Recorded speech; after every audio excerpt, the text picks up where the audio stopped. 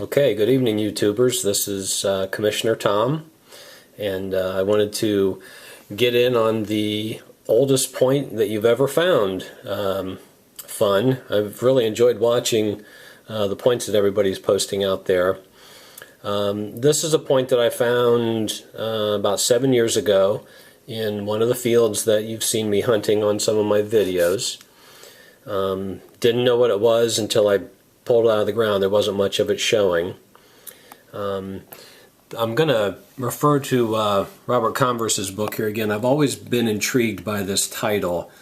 He calls it Unfluted Fluted Point, which that's kind of an interesting description.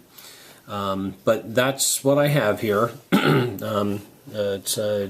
has all of the characteristics of a Clovis point except the flute. And one of the things that, and I'll read from Converse's description because I think it kind of is characteristic of what I have here. He says, many of these points have been given type names, but most of the Ohio examples appeared to be no more than either decadent fluted points or poorly made ones. The materials from which they are made are usually of poor quality, which may have been a contributing factor to both their size and lack of fluting.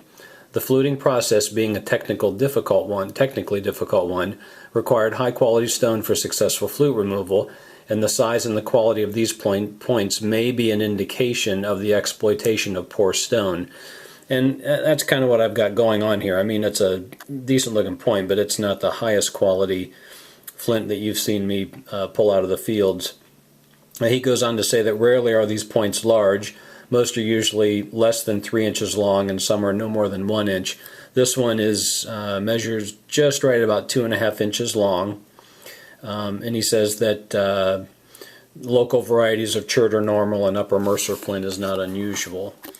And this has, I'm not sure, I don't know if that's Mercer flint or not. It's got some, again, poor quality types of inclusions in it there. If you look at the base here, it appears that was broke, but if it was broken, I think it's an ancient break, because this is very ground on both sides and on the base, and the grinding goes right over this. It's real smooth right through there. So my guess is that's not a recent break on that point.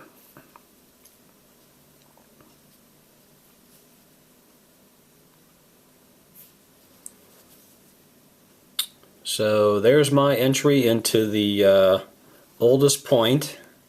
I think M. Brooksy says it best. I was born 10,000 years too late. But this was probably the best example of a paleo type in my collection.